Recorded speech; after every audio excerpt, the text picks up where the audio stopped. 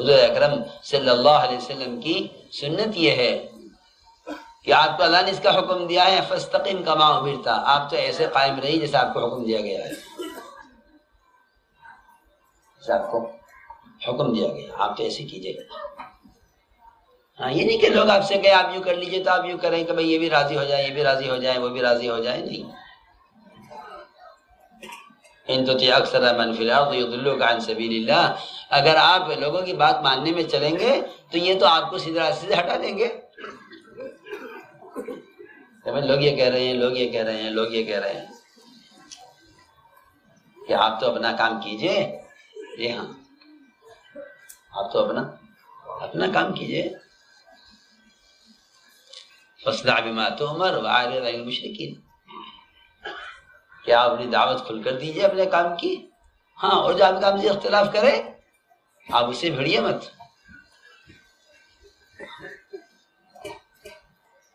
اس لیے ہمیں چاہیے کہ اپنے کام کے اصولوں پر جو ہدایات ہیں ان ہدایات پر خود قائم رہیں، اور ساتھیوں کی یہ کہ اختلاف کی وجہ سے بے اکرامی نہ کریں، اختلاف کی وجہ سے بے اکرامی نہ کریں، اختلاف کی وجہ سے بے اکرامی نہ کریں، اور ساتھیوں کو غیر مت سمجھیں۔ اختلاف تو اپنی جگہ ہوا کرتے ہیں، اختلاف تو ہوتے ہیں، مخالفت نہ ہو، اختلاف ہو مگر مخالفت نہ ہو۔ اس لیے نرم بن کر چلو۔ نرمی کا مطلب یہ نہیں کہ آدمی مداحن بن جاوے کہ ہاں جی آپ بھی خوش رہو، آپ بھی خوش رہو، یہ نہیں۔ نرمی الگ چیز ہے، مداحنت الگ چیز ہے۔ مداحنت تو نفاق ہے، اور نرمی اختیار کرنا اسلام کا مزاج ہے۔ غلط کرنے والے کے ساتھ معاملہ نرمی کا کرو تاکہ وہ نرم راستے سے، نرم طریقے سے راستے پر آ جائیں، شدت سے نہیں، شدت سے اور مخالفت سے نہیں قریب آتا آدمی، بلکہ آدمی نرمی و اکرام سے قریب آتا ہے۔ تو فرمایا کہ نرم ہو کر رہو اور اسے درگزر کرو، اور ان کے لیے راتوں کو استغفار کیا کرو۔ ساتھیوں کو چاہیے ساتھیوں کے لیے دعائیں کیا کریں، اور ایک اہم چیز ہے کہ ان سے مشورہ کرو، ان سے مشورہ کرو۔ جی ہاں، جو مشورہ چھوڑ دے گا وہ سب کچھ چھوڑ دے گا، مشورہ چھوڑ دے گا وہ، جی ہاں، کام کا بندھن مشورہ ہے، اور کام کا کھوٹا مشورہ ہے۔ جو مشورے سے بندھا ہوا ہے وہ کام سے لگا ہوا ہے، جو مشورہ چھوڑ دے اس نے سب کچھ چھوڑ دیا۔ جیسے کوئی آدمی، جو آدمی نماز چھوڑ دے کہ اس نے پورا اسلام چھوڑ دیا۔ سنو یہ کہہ رہا، جس نے نماز چھوڑ دی اس نے پورا اسلام چھوڑ دیا، نماز چھوڑی سے پورا اسلام چھوڑ دیا۔ جس نے مشورہ چھوڑ دیا اس نے سارا کام چھوڑ دیا۔ قرآن میں اسے مشورے کو نماز کے ساتھ بیان کرنے کی بہت حکمت ہے۔ زکوٰۃ کا، جہاد کا، روزے کا، حج کا کوئی ذکر نہیں ہے اس آیت میں۔ قرآن میں نماز اور مشورہ ایک ساتھ بیان کیا ہے۔ الذین استجابوا لربہم واقاموا الصلاۃ وامروا بالشورى بینہم، کیسی عجیب بات ہے کہ یہاں سارا مشورے کا نظام، مشورے کا ادب، مشورے کی اہمیت، مشورے کی اجتماعیت، مشورے کی جگہ، یہ نہیں جا جاؤ بیٹھ جاؤ، نہیں، مشورے کی جگہ ہے، مشورے کی جگہ ہے۔ جی ہاں، اگر مشورے کی جگہ نہیں ہے تو امت کی کوئی اجتماعیت نہیں ہے، مشورے کی جگہ ہے۔ مرکزیت اسی کا نام ہے کہ مرکز مشورے کی جگہ ہے۔ اگر مرکز مشورے کی جگہ نہیں ہے تو پھر کوئی اجتماعیت نہیں ہے۔ مرکز کا مطلب یہی ہے کہ مرکز مشورے کی جگہ ہے۔ جی ہاں، جیسے نماز ادا کرنے کی جگہ مسجد ہے، تو میں نے عرض کیا کہ سارا مشورہ نماز کی صفت پر ہے کہ ان کا ایک فیصل ہو، ان کا ایک ذمہ دار ہو، اور یہ اپنے ذمہ دار کے ساتھ جڑ کر مشورہ کریں اور نماز میں شریک ہو کر امام کو لقمہ دیں، اسی طرح مشورے میں کام میں شریک ہو کر مشورے میں رائے دیں۔ دیکھو سارا مشورہ، ساری نماز اٹھا کے دیکھو، پورے مشورے کی صفت پر ملے گی نماز، اور مشورہ نماز کی صفت پر ملے گا، پورا مشورہ نماز کی طرح۔ کہ نماز کے لیے مسجد میں آؤ، مشورے کے لیے مشورے میں آؤ۔ جی ہاں، نماز سے باہر سے لقمہ نہیں دیا جاتا بھولنے والے کو۔ بھولنے والے کو تو لقمہ دینے کے لیے نماز میں شریک ہوا جاتا ہے، نماز میں شریک ہوئیے پھر لقمہ دیجیے، سنی بات ہے جی۔ نماز سے باہر کا لقمہ نہیں، نماز میں شریک ہو کر لقمہ دو۔ گشت میں آؤ، تعلیم میں آؤ، خروج میں آؤ، محنت میں آؤ، تقاضوں میں آؤ، جی ہاں، ملکوں کے تقاضوں کو پورا کرو، مشورہ بھی دو۔ جی ہاں، جو آدمی نہ نماز میں، نہ رکوع میں، نہ سجدے میں، نہ مسجد میں، اور وہ گزرتے ہوئے امام صاحب کو باہر سے لقمہ دے رہے ہیں کھڑکی میں سے، گلی میں سے، امام صاحب غلط پڑ گئے، امام صاحب ایسے نہیں ایسے ہے، امام کو چاہیے اس کا لقمہ نہ لے۔ وہ ساتھی لڑتے ہیں کہ ہماری رائے نہیں لیتے، ہم رائے دے رہے، ہاں رائے دو، مگر کس میں آ کر؟ کام میں آ کے کام میں آ کے رائے دو، اس میں کام میں آ کر رائے دو، آپ کی رائے ہے، کام میں آ کے دو۔ جی ہاں،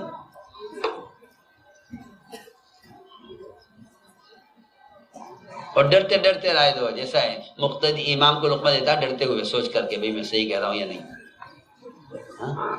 ایسے ڈرتے ہوئے لقمہ دو، ایسے ڈرتے ہوئے رائے دو، اور رائے پر اصرار مت کرو۔ جی ہاں، کہ ہماری رائے صحیح ہے، ہماری رائے صحیح ہے، ہماری رائے پر عمل کرو۔ جب آدمی اس پہ اصرار کرتا ہے تو یہی چیز آدمی کو کاٹ کے الگ کر دیتی ہے، یہ بہت اہم بات ہے۔ جی ہاں، ابھی رائے پر اصرار مت کرو، رائے دے دو، پھر جو فیصلہ ذمہ دار کرے اسے کر لو۔ اسی لیے فرمایا کہ تمہاری نماز کا امام ضامن ہے، تمہاری نماز کا امام ضامن ہے۔ جی ہاں، تمہیں کیا پریشانی ہے؟ تمہاری نماز کا امام ضامن ہے، تمہیں کیا پریشانی ہے؟ لقمہ دے دو بس، اور امام کی ضمانت ہے۔ جی ہاں، تو میں نے عرض کیا کہ اپنی رائے پر اصرار نہیں کرنا چاہیے، اس اصرار کرنے سے گروہ بن جاتے ہیں۔ آؤ بھائی ہمارے رائے والے کون ہمارے ساتھ ہو جائیں، ان کے رائے والے ان کے ساتھ ہو جائیں، ہٹ گیا مشورہ۔ جی ہاں، احد کے میدان میں یہی ہوا کہ منافقین کا سردار عبداللہ بن ابی بن سلول اڑ گیا اپنی رائے پر کہ نہیں، ہم آپ کے ساتھ نہیں دیں گے، ہماری رائے پر عمل کرو، مدینے میں رہ کر مقابلہ کرو دشمن کا۔ اور آپ صحابہ کو لے کر نکلے احد کی طرف، جس نے اعلان کیا بھائی ہمارا ساتھ کون کون دے گا؟ جی ہاں سنو، بجائے اس کے ساتھ نہیں کرتا، ہمارے ساتھ کون دے گا؟ یہ اس نے عبداللہ بن ابی نے اپنی رائے پر اصرار کیا، اعلان کیا، تو 300 آدمی اس کے ساتھ ہو گئے، 700 نکلے آپ کے ساتھ احد کے میدان میں، اور 300 ٹھہر گئے عبداللہ بن ابی کے ساتھ۔ تو میں تو اسی کہہ رہا تھا کہ رائے پر اصرار نہیں ہونا چاہیے کہ ہماری یہ رائے ہے، ہماری یہی رائے ہے۔ اس لیے چاہیے کہ مشورے میں رائے دے دو، اور جو فیصلہ ہو جائے اس کو پر فیصلے کے بعد بھی رائے کو بھول جاؤ۔ اور واقعی اجتماعیت یہ بھی ہو سکتی ہے جب تمام ساتھی ایک فیصلے کے پر متفق ہوں، اس لیے کہ تمہاری رائے کے خلاف فیصلہ ہو جائے یہ آسان ہے اس سے کہ تم رائے پر اڑ کر الگ ہو جاؤ، اور تمہاری رائے پر کے خلاف فیصلہ ہونے سے نقصان ہو جائے کام کا، یہ نقصان بہت ہلکا، بہت آسان ہے، پارٹی بننے سے یا گروہ بننے سے یا تفریق پیدا کرنے سے۔ مولانا صاحب فرماتے تھے کہ آپس کے افتراق کے ساتھ زیادہ سے زیادہ عمل بھی اللہ کے ہاں قابل قبول نہیں ہے، اور آپس کی اجتماعیت کے ساتھ تھوڑا سا عمل بھی اللہ کے یہاں قابل قبول ہے۔ اس لیے میرے دوستو یہ ہے آپس کی اجتماعیت کے اسباب۔ اس لیے ساتھیوں کا اکرام کرتے ہوئے اور ساتھیوں سے غلطیوں سے نظر پھیرتے ہوئے ملاقاتیں کرنا، کام میں جوڑنا، اور اپنے کام کو پوری بصیرت کے ساتھ۔ جی ہاں، ہمارے یہاں کام میں کوئی اختلاف نہیں ہے، یہ بات صاف ہے، کام میں کوئی اختلاف نہیں ہے۔ اختلاف کرنا انفرادی چیز ہے، اختلاف کرنا انفرادی چیز ہے، جی وہ کسی فرد کی غلطی ہے جو اس کی ذات تک محدود ہے۔ کام میں کوئی اختلاف نہیں ہے، کام میں کوئی اختلاف نہیں ہے۔ اختلاف کرنا افراد کا کام ہے، اختلاف کرنا افراد کا کام ہے، کام میں کوئی اختلاف نہیں ہے، کام اجتماعی کام ہے۔ اس لیے ہمیں چاہیے کہ اپنے آپ کو قربانیوں سے اور اپنے آپ کو اجتماعیت سے اور اپنے آپ کو ان صفات سے اور اپنے آپ کو راتوں میں اللہ کے سامنے اپنی غلطیوں کا اعتراف کرتے ہوئے اللہ کے ہاں اپنے آپ کو قبول کرواؤ۔ یہ ہے اصل بات۔ اس لیے یہ قربانیوں کا موقع ہے، یہ مجمع آیا ہوا ہے، یہ بلایا ہوا آیا ہے۔ آپ کے گھر میں اگر کوئی ایک مہمان آ جائے، صرف ایک وقت ایک مہمان بغیر بلائے آ جائے، بغیر بلائے آ جائے اچانک، تو آپ کا کھانا پینا، آپ کا آرام، آپ کی دکان اور آپ کی دفتر کے کام متاثر ہو جاتے ہیں۔ بھائی کہاں جا رہے ہیں؟ دکان بند کر کے کہ بھائی ایک گھر میں مہمان آ گیا، اس کی وجہ سے آج میں ذرا جلدی جا رہا ہوں۔ کھانا کب کھاؤ گے؟ جی میں اتنے بجے کھاؤں گا، چلو جی آپ کے ساتھ کھائیں گے۔ آدمی کا کھانا پینا کمانا ایک گھر میں ایک مہمان کے آنے سے متاثر ہو جاتا ہے۔ کیوں بھائی؟ ایسا تو ہے نہیں کہ جی میں تو فلاں وقت کھاؤں گا آپ بھی کھا لو، کہ میں تو مہمان جب کھائے گا ہمارے ساتھ کھاؤں گا۔ جی ہاں، آپ کا سونا کھانا کمانا سب متاثر ہوتا ہے گھر میں ایک بغیر بلائے آئے ہوئے مہمان کی وجہ سے، وہ بھی جو آپ کے پاس آیا ہے دنیاوی نسبت پر۔ پھر آپ دین کی نسبت پر اس مجمع کو بلائیں اور آپ کہیں نہیں جی میرا تو سال کے چلے لگ چکا ہے، میرا تو یہ وقت خروج کا نہیں ہے، اس وقت تو میرا یہ کاروبار ہے، اس وقت تو میرا یہ بوائی کا وقت ہے، اس وقت تو میرا یہ کٹائی کا وقت ہے، اس وقت تو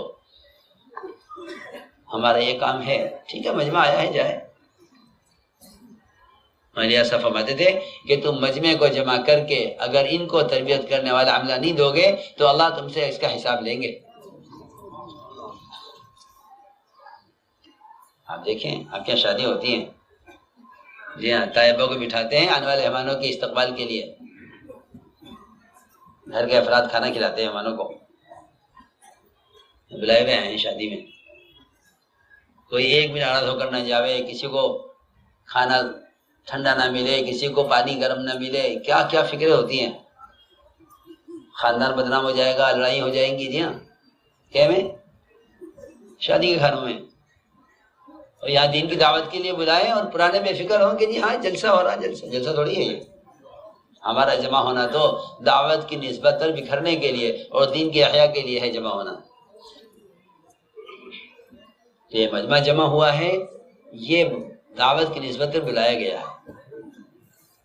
اس وقت کا سب سے اہم تقاضا یہ ہے کہ ان کی 4 مہینے کی جماعتوں کو لے کر چلنا اور ان کی چلی کی جماعتوں کو لے کر چلنا، یہ قرآنوں کا سب سے اہم تقاضا ہے اس وقت۔ اس کا ان کے سائن خروج سے کوئی تعلق نہیں ہے۔ اجتماع لینے کا مطلب یہ نہیں ہے کہ ہم اپنی ترتیب پر نکلیں گے۔ اجتماع لینے کا تقاضا یہ ہے، اجتماع لینے کا مطلب یہ ہے کہ اجتماع کی جماعتوں کو ہم لے کر چلیں گے، چاہے آپ کا خروج مہینہ بھر پہلے ہوا ہو، 2 مہینے پہلے ہوا ہو، سال کے درمیان میں ہوا ہو، سال کے شروع میں ہوا ہو، اس خروج کا اس وقت کے تقاضے سے کوئی تعلق نہیں۔ حضور اکرم صلی اللہ علیہ وسلم نئے آنے والوں کو پرانوں کے حوالے کرتے تھے، نئے آنے والوں کو پرانوں کے حوالے کرتے تھے۔ اس وقت کا اہم تقاضا یہ ہے کہ اس آنے والے مجمع کی تعلیم اور تربیت ان کو لے کر چلنا، جی ہاں، سب سے اہم تقاضا ہے۔ اس لیے کہ امت تو حرکت میں آ گئی ہے، ان کو صحیح رہبری کرنا پرانوں کی ذمہ داری ہے، صحیح رہبری کرنا پرانوں کی ذمہ داری ہے کہ پرانے ان کو لے کر چلیں تاکہ نئے آنے والے مجمع کی تعلیم ہو اور پرانوں کو ترقی ہو، نئے لوگوں کی تربیت ہو، پرانوں کی ترقی ہو۔ یہ ترتیب ہے۔ حضور اکرم صلی اللہ علیہ وسلم نئے آنے والوں کو پرانوں کے حوالے کیا کرتے تھے اور پرانے ان نئے لوگوں کی برداشت کرتے تھے، ان نئے لوگوں کی برداشت کرتے تھے۔ جی ہاں، وائل ابن حجر کو حوالے کیا ہے معاویہ کے، معاویہ بالکل بھوکڑ صعلوک، بہت فقیر، کچھ ان کے پاس نہیں تھا، پہننے کو چپل بھی نہیں تھے، اتنے فقیر تھے، لیکن شہزادے کو ان کے حوالے کیا، ان کو دین سکھلاؤ، ان کے اکرام کرو۔ جی ہاں، تو میرے دوستوں عزیزو، اس وقت کا اہم تقاضا یہ ہے۔ آپ دیکھیے تو صحیح نا، آپ کے گھر پہ گشت کرنے آ جائے، آپ کو شرم آتی ہے انکار کرنے کی، چلیے، اور اتنا بڑا مجمع آپ کی دعوت پر، آپ کے دروازے پر آ کے بیٹھا ہوا ہے، اور پرانے یہ کہہ دیجیے تو ہمارے خروج کا وقت نہیں ہے. ارے تمہارے خروج کا وقت نہیں ہے، تم نے مجمع کو بلایا ہی نہیں، کون لے کے چلے گا؟ کام تو قضا ہی ہے. سمجھتے تھے کہ اللہ تعالیٰ سب سے سخت پکڑ اور سب سے سخت سوال کریں گے کام کو لے کر چلنے والوں سے، عوام کے بارے میں، کہ تمہیں کام کی خبر تھی، تم نے کیا کیا. ایسا نہیں ہے کہ ہر ایک کی اپنی ذمہ داری کو کرے. یہ عوام کے کام کرنے والوں کا ایک مجموعہ ہے، پرانوں کی نسبت سے جمع ہوا ہے. یہ ان نکلنے والی جماعتوں کے لیے یہ مجمع مطلوب ہے جو جمع ہے اس وقت، تاکہ ان کے ساتھ نکلے، ان کی تعلیم، ان کی تربیت، انہیں کام سمجھائے، انہیں کام سکھلائے. اس وقت کا سب سے اہم تقاضا یہ ہے.